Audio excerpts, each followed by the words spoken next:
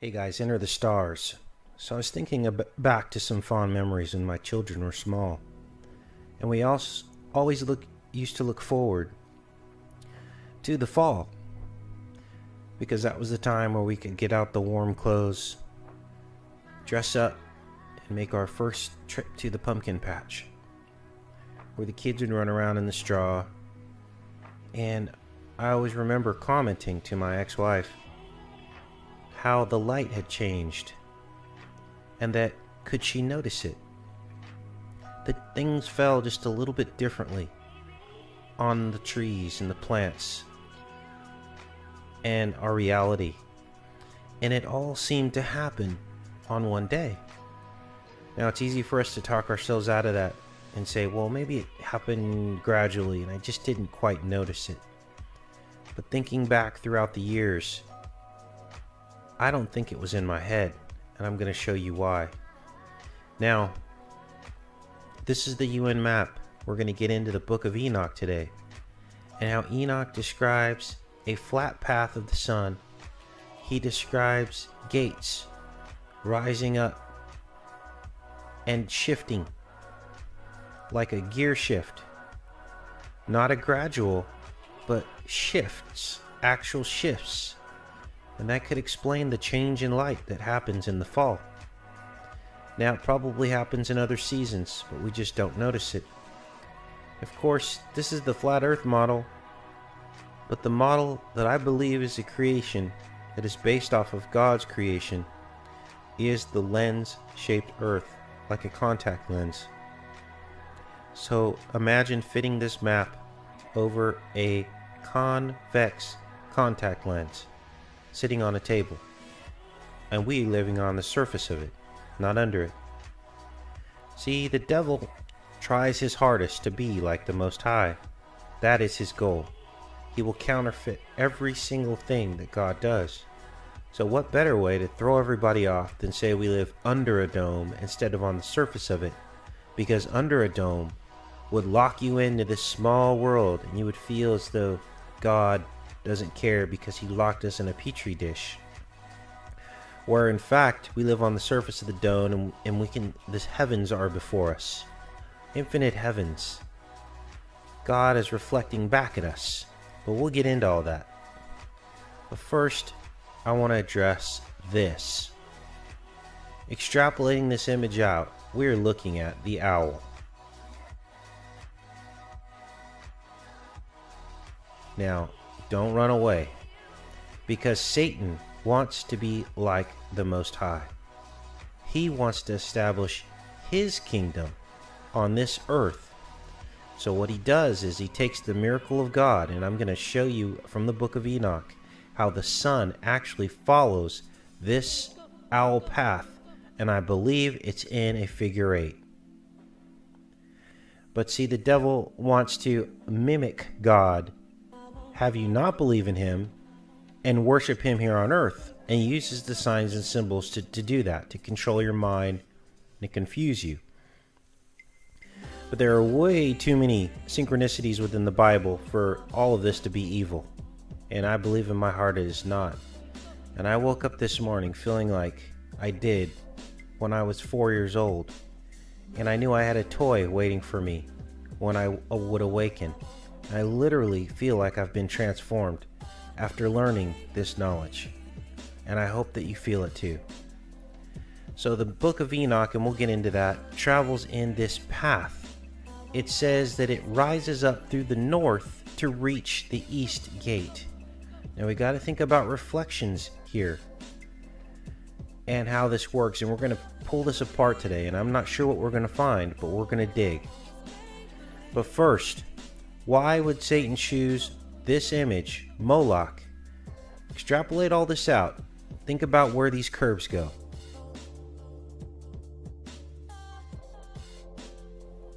And that's why we've been led on this journey. Now, Satan didn't create the stars in the movement of the stars. So we have to ask ourselves, why would he choose the owl, knowing that someone could figure this out? Because life is a giant process. And thanks to the subscriber I was brainstorming this with yesterday. As we go up toward the heavens, everything gets less dense. It's like a giant arrow pointing toward God. We start in space, the vacuum, down to the upper atmosphere where there's little oxygen, a little less dense. Then we get to the air, more dense. Oceans, more dense. Earth, more dense. Rocks, more dense. And finally, molten rock. Hell, which is the most dense. That is what Satan is trying to recreate on this earth. Do not sacrifice your children to Molech in the fire. Satan has his own little hell here on earth, and he requires sacrifice. But fortunately for us, our Creator does not require that. Let's get into this, you guys. Now, here we are at the equator. This is Kenya, Africa. And the first thing we noticed in a couple videos ago is that the sun is moving at the exact same speed as the stars behind it. Now that should be impossible, because the distance from our Earth to the sun is like holding your hand in front of your face. Your face is Earth, your hand is the sun, and then the next nearest star being literally New York City, from wherever you're at, unless you live in New York and pick a further distance. 260,000 times further away, and we are right here. The sun is right up against us, and we are told the stars are way further away. So how is it that the sun never gains ground on the stars, and that it's always on this sheet of stars, following the stars? Well, the amazing thing is Enoch tells us that the sun is attached to the stars. Now, how would he know this is the question. He knew it because he was shown, and he tells us that he was shown by the angels. He says, I saw the winds which turned the sky, which caused the orb of the sun and of all the stars to set. It's all on one wind. And over the earth I saw the winds which support the clouds. That's a second wind. He describes all this in the book of Enoch. That's exactly what we see in the night sky. Cannot be denied. I'm showing you right here. So then I got into more about the sun and its path. And I must admit, I got a little confused, because it says that the sun comes up through the north to get to the east, but then it sets in the west, comes up through the north to get into the east. It sounds like it's going in two different directions and doesn't fit really any models. Doesn't fit a globe model, doesn't fit a flat earth model, and it really doesn't fit the dome-shaped model, the lens model that we've been looking into. So let's get into that, because I think we figured it out. So the secret is revealed by following the stars, right? Because we just showed you how the sun is attached to the stars on that wind. So we follow the path of the sun. Now this is the northern hemisphere. This is the southern pole star, the southern hemisphere. This is the equator. North, south, east, and west is in front of us somewhere, but we don't see it. So Enoch says, the sun sets in heaven, and returning by the north to proceed towards the east is conducted so as to enter by that gate and illuminate the face of heaven. So included within the path of the sun is heaven. Now let's try to wrap our brains around this. And this verse 8 is key. And that is what we're going to pull apart. The sun sets in heaven, and returning by the north to proceed toward the east is conducted as to enter by that gate and illuminate the face of heaven. And now we are going to get into some ultimate and profound truth. Here we are inside your eye. This is the back of the lens. The yellow dots are the equator. And as we've outlined, when you're standing on the equator, you see the stars going straight out from you at the equator. And when you look to the northern hemisphere, which is right here, they start to spin clockwise. Now remember, the sun is on this wind. Follow me on this. When you look to the northern hemisphere, the stars are spinning the other direction. And I want you to look, if you're standing on this equator and you're looking down, the stars are spinning in the other direction. And look at the reverse rings. Can you now see the truth? And all this is a reflection on the backdrop of this large disco globe, the internal mirror. This is how God does it, and it's amazing, because he's right back here behind this retina. He's the pineal gland. He is the ultimate, the Alpha and the Omega. Now, think about the sun being on one of these tracks. We'll use this ring.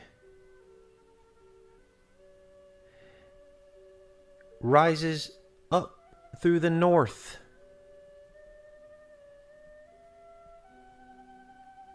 To rise in the east. Do you see how this works? It's reflections, and rises up through the north to return to the east. Rises up through the north to heaven to return to the east. And as it projects down onto this lens, it creates a perfect ring. And so Jesus asked his followers, and now I ask you today, do you have eyes to see and ears to hear? The eye and the ear are the two witnesses of God's creation.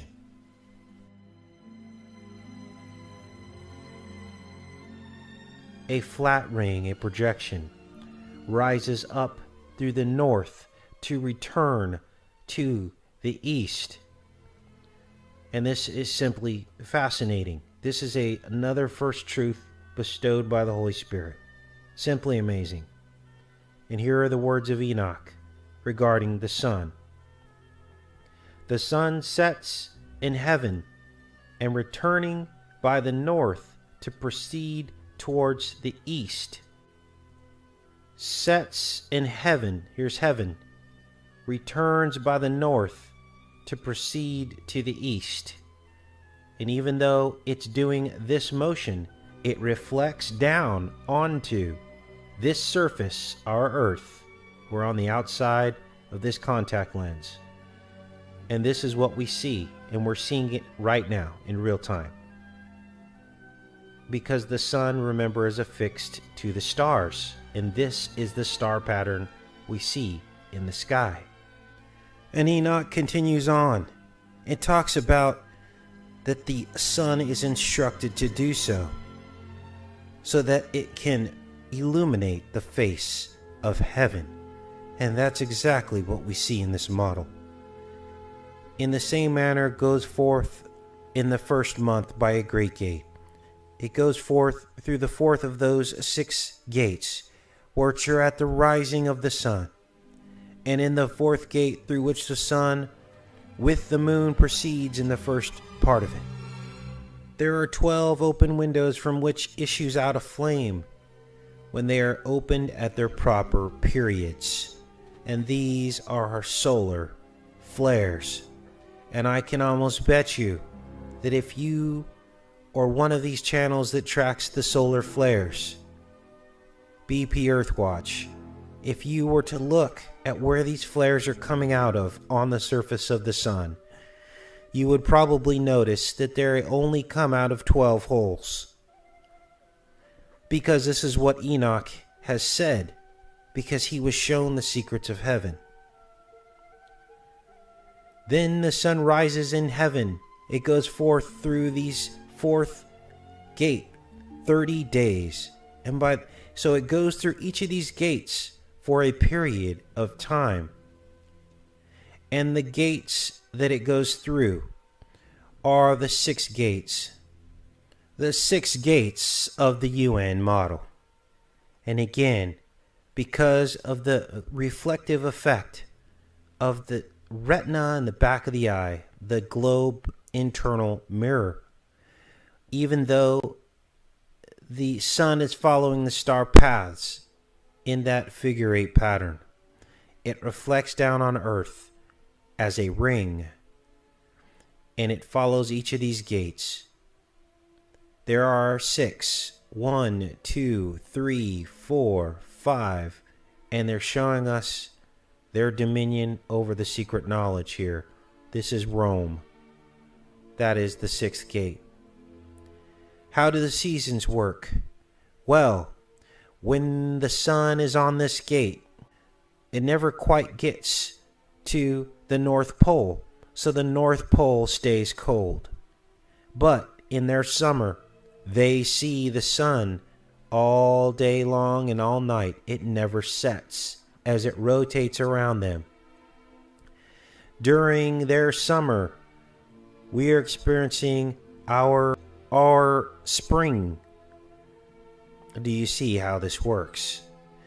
When it goes in through the next gates, this is our summer because it is over the top. The sun is in this next ring over the top of the northern hemisphere.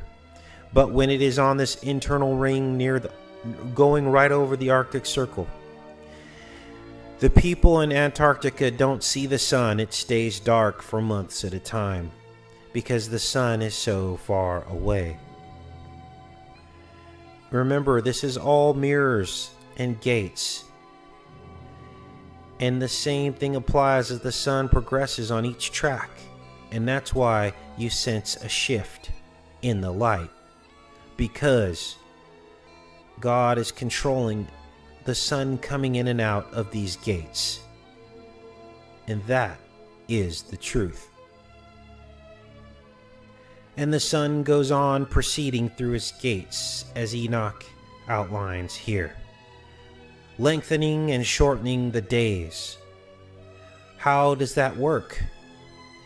Well, we go back to our map, and the days get shorter as we don't see as much of the sun. Let's give you an extreme example. It's summer in the southern hemisphere. The sun is in this track directly overhead, warming this portion of the sky.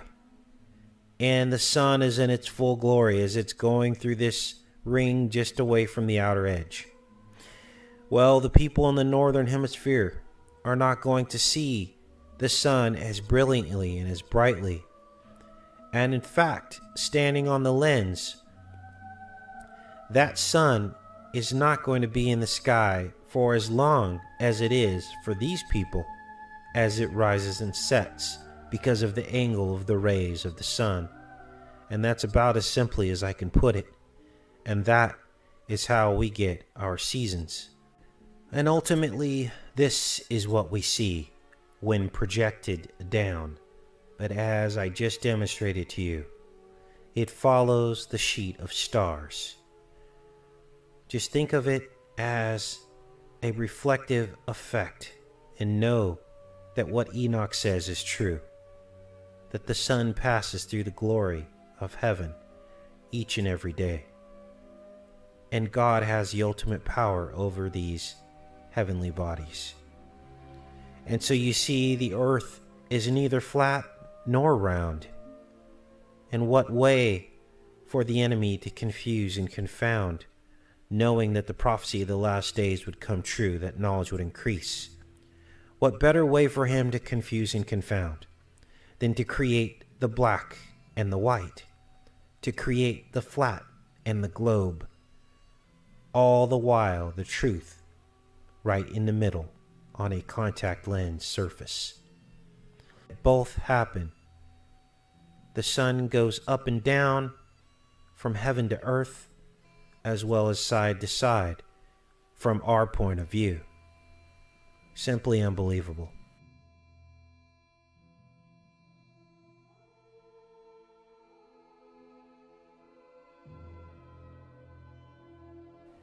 Anyway, you guys, take care and be safe and be blessed.